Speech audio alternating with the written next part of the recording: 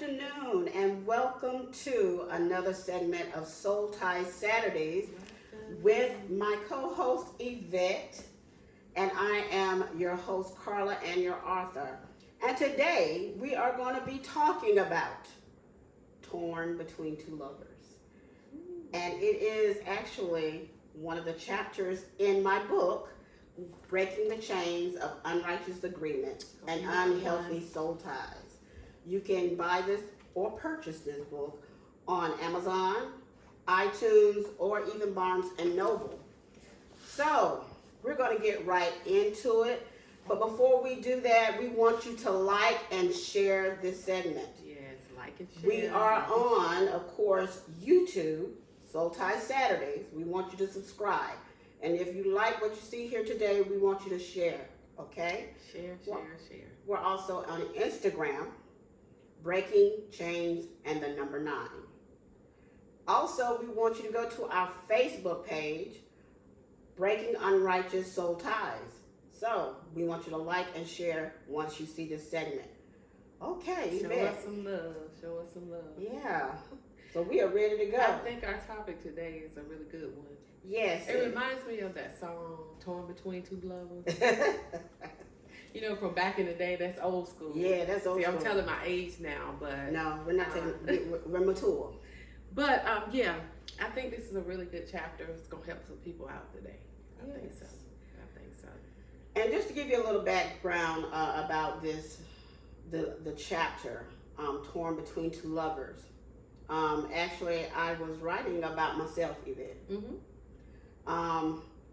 And I actually, it's funny to say this, because once I reread what I wrote, I actually thought I was writing about somebody else, but I was actually writing about a situation that actually had not even happened to me yet, but it did happen.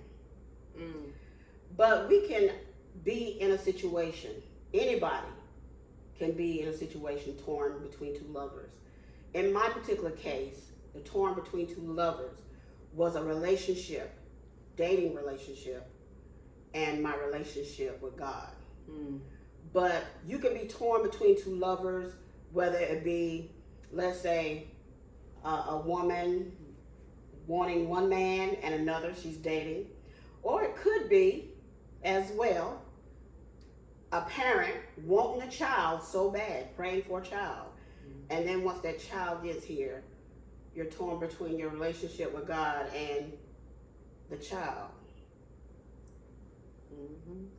It could be in a marriage. Where you put your spouse, your significant other, before God, and you're having that fight between, putting your focus on them, or, and leaving God out of the equation.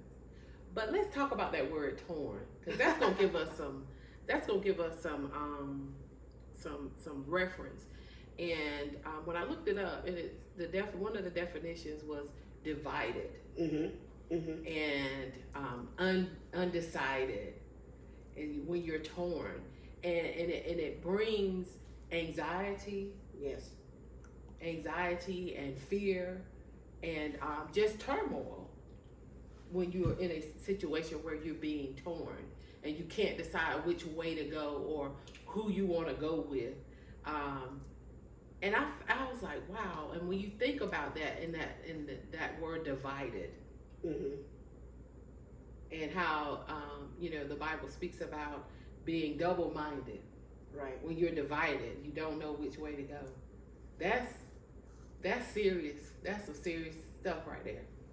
Because being double-minded, as James said in the Bible, a man is unstable in all of his ways. All of his ways. This particular chapter deals with really, and she said anxiety, which is basically dealing with a bunch of stress. And it doesn't necessarily have to be the stress that will cause you to go to the hospital, but it is a stress that you are in a compromising situation. And what are you compromising? You're really compromising your belief system, what you know to be true. What are you willing to what are you willing to do to have this, but you're losing something with the other? Or even losing a part of who you really are and what you really stand for just to have this. That's what this is all about. You're torn. You are split. Yeah. You are undecided. And a lot of times, and this is, a lot of people go through this, whether you know it or not, in life situations, especially in relationships, and that's where we're going with this. Relationships, and if you're a believer, with God. And I want to let you all know that God does expect you when you are in a relationship or you're trying to know someone, or, and if in my situation, because I'm no longer married, I'm divorced. If I were to date someone, one of our guests a few months back came on the show, and we were talking about dating. Yeah. And it was one of our guests, and he mentioned that dating is an interview process. It is an interview process. So you have to decide if this will go further. If that person, kind of meets your standards and qualifications and vice versa. And if it goes further, then you develop a relationship. Yes. We're not even going into the intimacy part yet. But in the relationship, I believe he mentioned boundaries. You have to know what boundaries you're willing to, what boundaries you're establishing, so that you can even know each other further. Right. A lot of times in the relationship stage, that's where we get confused. In the beginning. We get confused there because we tend to allow people to impose, notice the word I said, impose, what they actually do that we are uncomfortable with doing.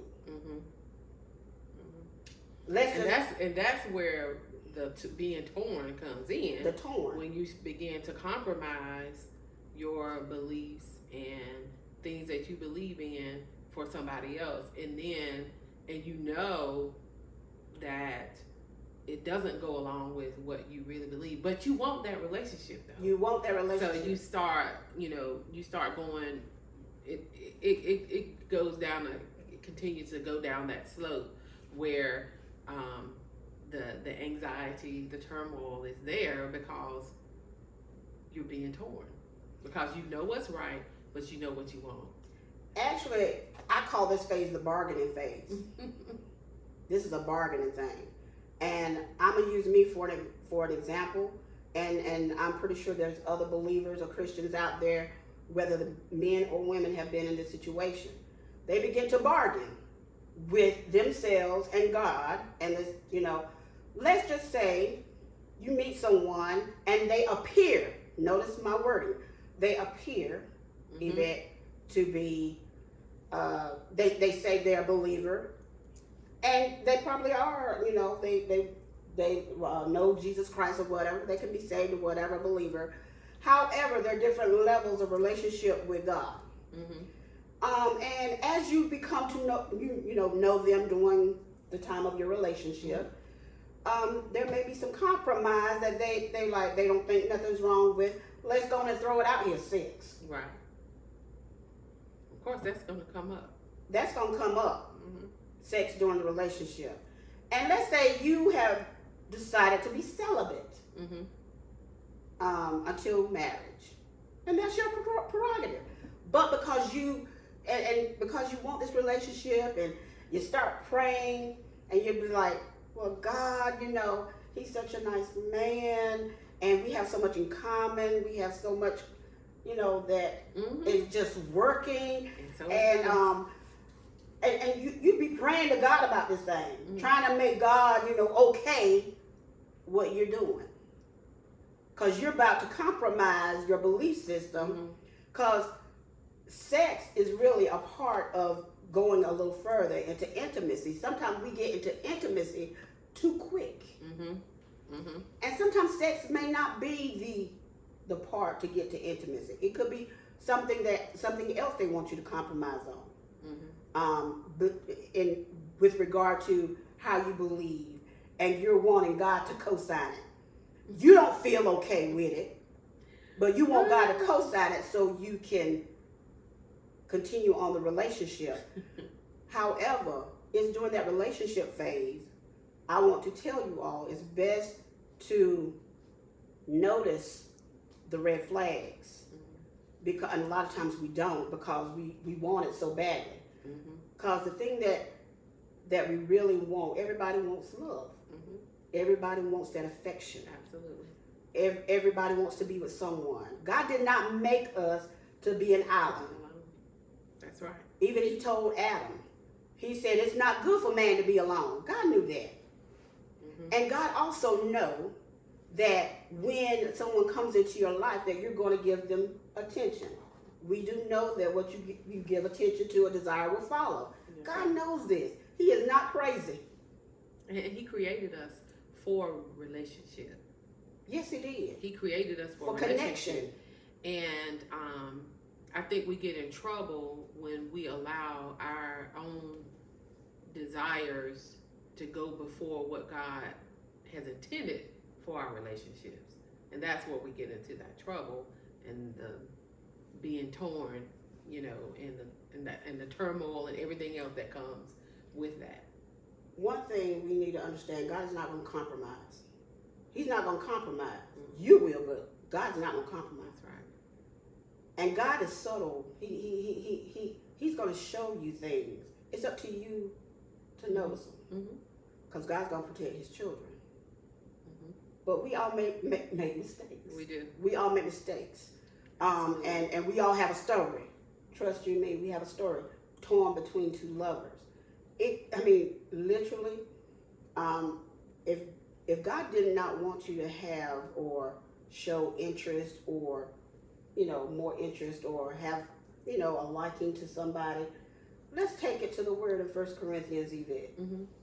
When he tells the man that is married, he needs to attend unto his wife. But we have to understand when he means attended to his wife, because a single person, in the same chapter, he says, you need to attend unto the Lord. Unto the Lord. Meaning, your first ministry, and when you're married, is to your spouse. He knew. But the thing about it is, what we get confused is we get love confused. How God wanted the truth of love. How God wanted us to love. Yeah. Before you attach yourself to anyone, going into the intimacy part, hopefully when there's intimacy, after you've done the dating and then the relationship, you should be talking about if you're dating marriage or something. You should be talking about something. It should not be lingering that y'all be, it should not be lingering. God should be in this the whole time. A 3/4 chord, according to Ecclesiastes, cannot be broken. Not easily broken. But before you attach yourself, you need to make sure, first of all, that you're whole. You need to make sure that you're whole in God so that you won't compromise or won't detour from your truth. Because if you compromise, then and you are torn, that means it's not for you. That's already the signal. I'm just going to go ahead and tell you. Wow.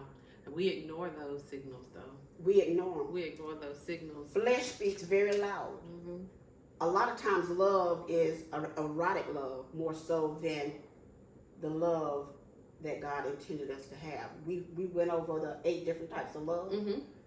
And literally, we need to know what true love is so that if someone comes into your life, you know what you will and will not deal with.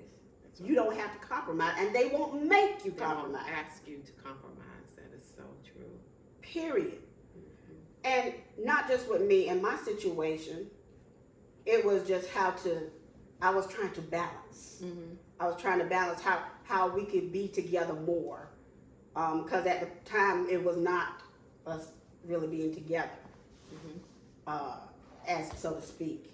And I like what you said too, though, in writing the book, where although the relationship was not physical, there still was. You still had a very strong soul tie, and the more time you spent with the person, the less time you would spend in your prayer time and meditation time with God.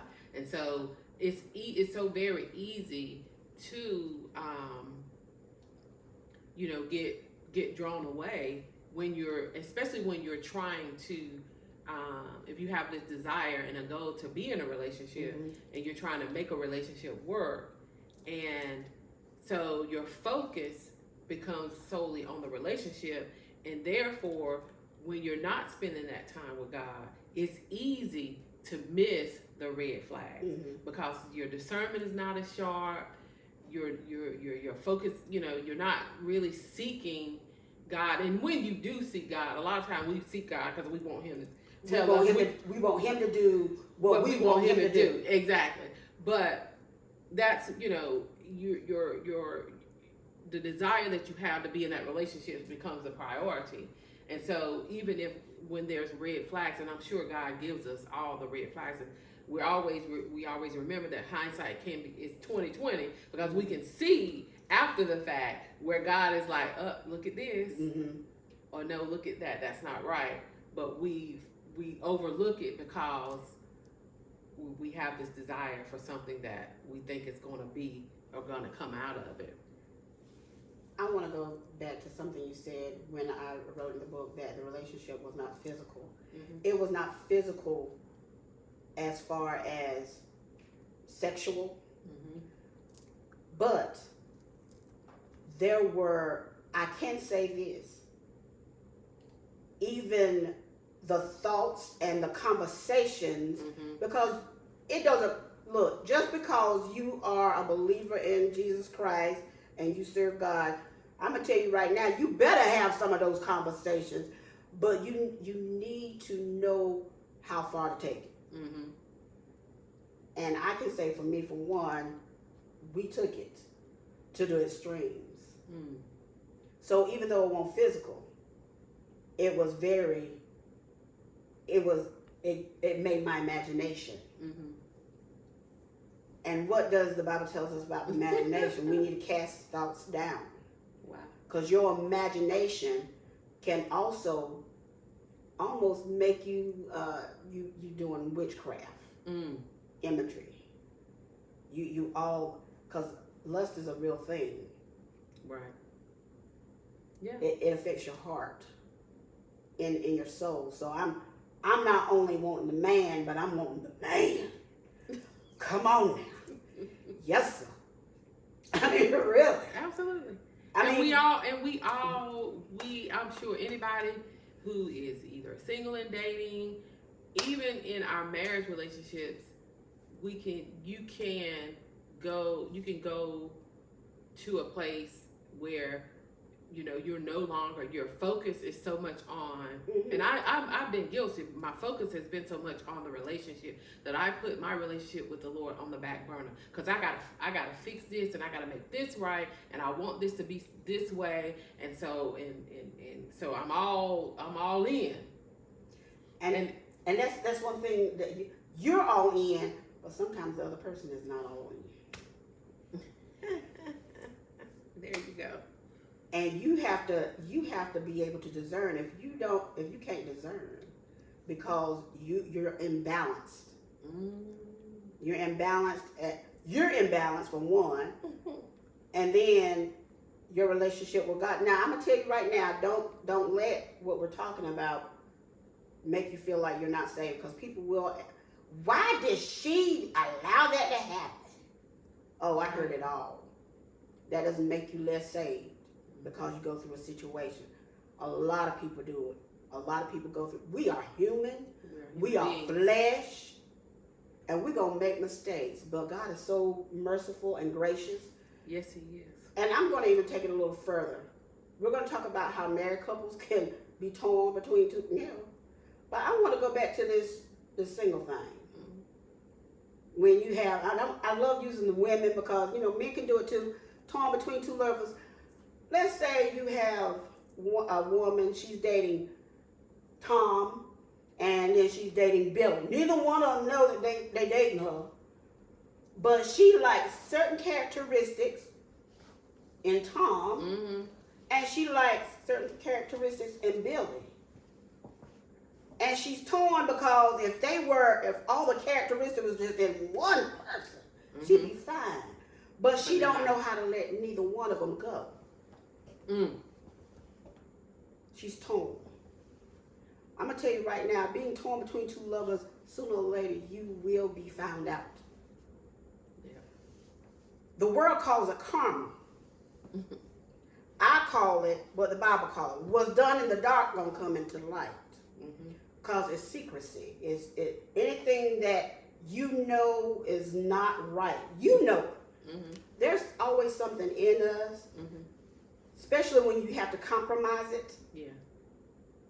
And when it's again against your belief system, but you're really trying to you just trying to justify. You're trying to justify. Trying to justify, rationalize. And with believers, we well, God, if you can just, God, if you can just.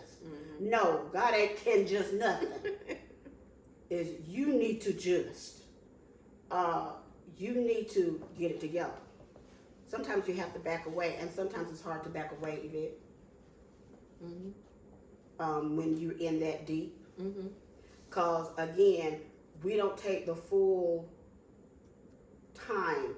Time is going to be your best investment when dealing with people and relationships. We don't take the investment of time to really discover who they are versus who we are. Meaning you got to know who you are before you even get with them. That brings me to something that you said in the book that I really like too. Okay. That you said, you know, you had to realize through all, and these I'm quoting what you said. Okay. I had to realize that through all my vain prayers of wanting God to manifest us coming together more quickly, He actually showed me that I can't manage Him, nor can I manage His timing for my life. Because a lot of times, that's what we're trying to do. We're trying to get God to get on our timeline, and not getting on His timeline. And you said that or manage His time for my life, that I must get back to Him and just trust Him that He knew what He was doing. I was torn between two lovers. I wanted the man and I wanted God too, but I wanted God to make me have the man the way I wanted to on my terms. That's just when you said that, you spoke for everybody, because that's what we do. That's really what we end up doing, because we want things on our terms. And sometimes the things that we want, you know, God allow us to go so far with things, and then when things happen and they don't turn out the way that we want them to, we can be devastated. But if we sit down and really analyze and really think about it, you know, we can go back and see where God was giving us the red flags. God was showing us things that, you know, we're out of His will. This is not in alignment with what He wants for us, because He will show us. It's just that we can't see it because our minds and our thoughts are so clouded by what we desire, the things that we desire so much that we can't even see it. And it's something that you said, we want the desire so much. Our desire, let me just say this. A lot of times we idolize the desire. Come on. Which is witchcraft. We are bewitching ourselves. Ooh. Idolizing the desire in our mind. And what we imagined in our mind, what we want, and we want God to just make it so. You do this, God, I'll serve you for the... Come on, we make those vows. God, you do this for me. But that brings a question as well. Okay, sometimes like we have great imaginations, and we can be in a relationship with somebody, and in our mind, we want it to be a certain way, when in actuality, the person that we're trying to have this with is not even.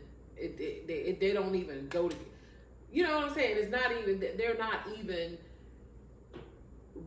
It's not even like we imagine. It's, in our minds, we've romanticized it to the point that we think this person is going to be everything, and really the signs are there that they're not. But we're going to pray, and we're going to make it. It's going to be so. It's going to be so. God, hey, fix him, Lord, fix him for me. That's a lot of times when we the word you romanticize, we need to get out of our own head, because we're living in la la land. It's fairy tale, and this is not fairy tale. This is real life, and you have to be careful who you give yourself to. And I'm not talking about giving yourself to physically, because before the physical, you have to give yourself your heart. You got to give your heart to that person. You got to be careful. And that's going to take you and God to really, or you take it to God in prayer. Yeah.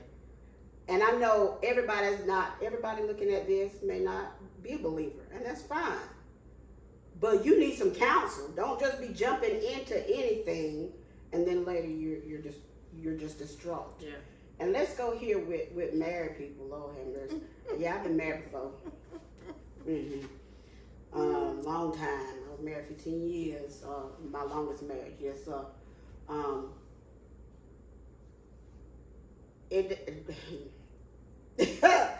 Married people do tend, and it's okay.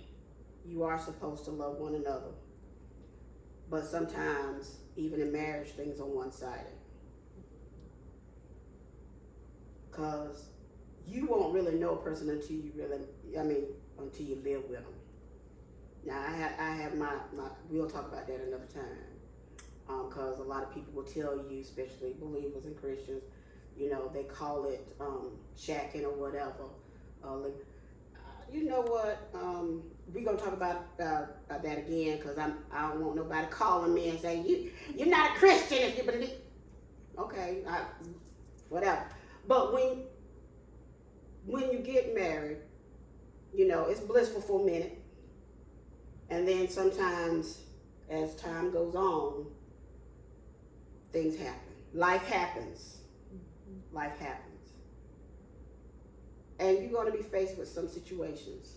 Don't necessarily always have to happen, but let's just say situations do happen and let's just call it what it is. It could be any type of, whether it be in the heart, the mind, or physical infidelity. Or whether drugs is an infidelity. Believe it or not. Because that, to me, drugs is a woman. And when you talk about infidelity, a lot of times people just think that being unfaithful or committing infidelity, adultery, whatever, is about a physical thing, but it's not just the physical. It's a state of mind. You can be unfaithful in conversations, yes, with having ungodly conversations with people of the opposite sex when you're married. You can be unfaithful, by lusting after other women or men, or men. Yeah, women can do it too. So it doesn't start just at a physical, physical action that happens, but it starts way before that. It starts with that first conversation that you have that you should not have had. And again, it's something that you feel like you're missing, that you're not getting. Yeah. But let's say it already happened and you're trying to work things out, and you want God in it, but you don't want to do this. You do not want to put your significant other in the place of God. If you want God to fix it, then God needs to fix it because he's the one that can. Mm-hmm. And you need to be able to hear him. But many times we are in relationships. I can attest to this in my previous marriage. I can attest to this, that I was trying to do. I didn't do nothing wrong. I didn't. But the way I was acting, I was trying to fix me to make me accept what they did so they won't do it no more. Yeah. Yeah. Or do something that they want me to do or accept what they did so that they can go on and live, like nothing ever happened. Yeah. No, that's not how it goes. Torn between two lovers. So when I say torn between two lovers, because instead of getting before the Lord and God, how do you want me to do this? Because sometimes God need to heal you. Mm-hmm. And deal with the other person. Mm-hmm. Absolutely. But we want to be God, and we try to fix us and the other person, and the other person ain't still what we doing. Mm-hmm. And we still toe up. And God's still sitting here waiting on you to seek him so he can help you in the marriage. Because we don't put this other person, the spouse, the significant other, ahead of God. We have made them our idol. All of this is about really somebody else being an idol. And the Bible says, thou shalt not have no other gods before me. A God can be anything. It could be even your job. You can be torn between two lovers, not... Okay, I can attest to this. Yes, I am a workaholic. I used to be. I would work and work and work. You can be a workaholic, love your job. You will skip church and everything else for your job. God understands. Church, family, everything. They want them tithes. That's what I used to say. They want them tithes. They want tithes. So they don't even talk about me working. It's got to be a balance. Yeah. God wants you to be connected with somebody. God wants you to be fulfilled. God wants you to have joy, Yvette. Yeah. And that's what a lot of people lack, is joy and fulfillment and contentment. Mm-hmm. Now, I'm going to help those of you out here right now because we can't get so much in it, and I'm going to let Yvette, if she has something else to say. But I'm going to help a lot of you out right now. Don't stay in something that you know is not meant to be. Mm. I don't care if it's a relationship that you're not married or a relationship that it is you're married. Sometimes we put ourselves in stuff. Mm-hmm. Let me help you out. What God has joined together, let not man put asunder. A lot of relationships that we get in is not God putting you together. So if it's not for you, and God didn't put you together, and you wonder why you got divorced or why things didn't work out with your boyfriend or fiance, he left you at the altar or she left you at the altar, it's because of the simple fact, y'all weren't supposed to be together anyway. Time is your best friend. In every relationship, every situation, whether it be work, whether it be children. Don't put your children before God. God allowed you to have the children. Yes, train up your child, but honor God, because they are a blessing. He gave them to you to be stewards over them children. Yes. So you can raise them in the admonition of the Lord. You wanted them. Don't put them, don't be spoiling these kids that they ain't no earthly good and they think you're supposed to give them everything they want when they get grown. I don't have to go to work. My mom and daddy takes care of me. You get out there and go to work. You getting out of my house. Somebody got to go. No, we ain't supporting you till you 50, 60, and we taking our retirement funds. Nobody ain't doing that. There's got to be a balance. You can be torn between two lovers in any given situation. Life is relationships, even with politics. That's a relationship. You come on. Yeah. And all of us right now in the United States, about 2/3 torn, Democrats and Republicans. Far left, far right. All of them. Relationship total. And you know what? And the thing, even with that, politics, relationships, jobs, whatever it is, we have to understand that as a Christian, as a follower of Jesus, that God has to be preeminent in our lives. He has to take first place. And if we put him in his right place, not to say that we won't have issues or we won't have that we won't suffer loss in relationships or anything like that. However, if we put our focus on him, he definitely can help us through those tough times. He can help us through when we are seeing those red flags. Even, when you're choosing a career and choosing a job, he'll help us understand what is for us and what is not for us, because every door that opens may not be a God door. But if we're not in communion with God and we're not in relationship with God, then we don't know when we're going through the wrong doors until we get in there and then we figure it out. Because I've been in that situation too. You get there and you're like, no, this is not for me. This is not the place for me to be. So in everything, he needs to be first, and just live that out in our daily lives. And now I'm not talking about being religious. I'm talking about being in that relationship and cultivating that relationship and putting that relationship in its right place, so that we can put our other relationships in the right place. In other words, she's saying be intentional. Yeah. Be intentional. And we want to thank you for joining us on today. We definitely get this book. Get your book. It is good. Get your book. I got highlights and everything. Yes. It's gonna help you. I'm not trying to brag on my book. It's a quick read.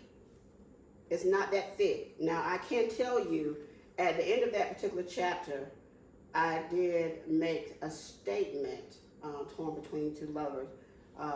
If you want to know what happened to me, because I can be honest with this particular relationship that I was writing about in Torn Between Two Lovers. It wasn't physical because we really didn't see each other. It started on social media. Mm-hmm. And so you may want to know, or may wonder, well, what happened to the relationship? Well, up and coming, there is some new art, per se. I am writing another book, and you will be able to find out what happened with that relationship. Let's just say breaking chains of unrighteous agreements and unhealthy soul ties is a prerequisite of what happens. But also, we want you to know you don't have to compromise who you are. If you are in a relationship right now that you are torn, if you're split, have anxiety, you're stressed, you're undecided. God doesn't want you to be in an undecided place, because God is not a God of compromise. He's not going to compromise with you, and he's not going to compromise with what you want to do. Some things, maybe it's just not time. They could be the right person, but it's not the right time. Understand that. You might be with the person you're supposed to be with, but it could be the wrong timing. Maybe there's some growing both of you need to do separately, or you need to slow things down a little bit. Mm-hmm. If you're married and you're torn, I would say seek some help. Don't do anything that you should not be doing. Seek some help.